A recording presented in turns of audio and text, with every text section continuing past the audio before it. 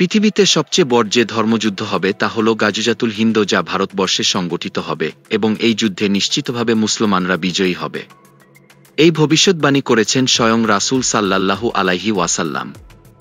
জানা গেছে গাজওয়াতুল হিন্দ সংগঠিত হবে ইমাম মাহদী এবং ঈসা আলাইহিস সালামের আগমনের কিছু আগে অথবা সমসাময়িক সময়ে।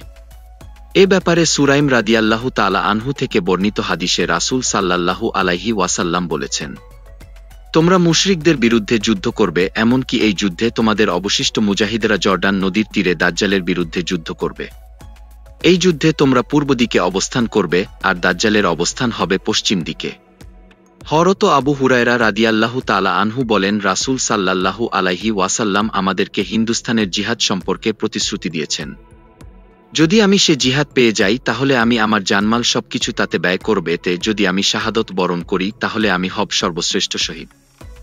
আর যদি গাজী হয়ে ফিরে আসি তাহলে আমি হব জাহান্নামের আগুন থেকে মুক্তিপ্রাপ্ত। আবু হুরায়রা আরেকটি হাদিসে রাসূল সাল্লাল্লাহু আলাইহি ওয়াসাল্লাম বলেছেন, আমার উম্মতের দুটি দল আল্লাহ তাআলা তাদেরকে জাহান্নাম হতে পরিত্রাণ দান করবেন। একদল যারা হিন্দুস্তানের জিহাদ করবে, আরেক দল যারা ঈসা ইবনে মারিয়ম আলাইহিস সালামের সঙ্গে থাকবে। কিছু ধর্মবিদ ও ইতিহাসবিদ বিশ্বাস করেন রাসূল সাল্লাল্লাহু আলাইহি ওয়াসাল্লাম এর এই ভবিষ্যদ্বাণী ইতিমধ্যে সম্পন্ন হয়েছে। যখন মুসলমানরা দ্বিতীয় উমাইয়া খলিফা মুজাবিয়া ইবনে আবু সুফিয়ানের শাসনামলে মাহমুদ গজনবিবি ভারত আক্রমণ করেছিলেন। কিন্তু অপরপক্ষ বিশ্বাস করেন এটা সংগঠিত হবে ইমাম মাহদীর সময়কালে, কারণ হাদিসে ঈসা ইবনে মারিয়ামের সাথে থাকার কথা উল্লেখ আছে। হযরত আরতাত রহমতুল্লাহ আলাই থেকে বর্ণিত, তিনি বলেন, ইয়ামানি খলিফার নেতৃত্বে ইস্তাম্বুল এবং রুম অর্থাৎ ইউরোপ বিজয় হবে, তার সময় দাজ্জাল আত্মপ্রকাশ করবে।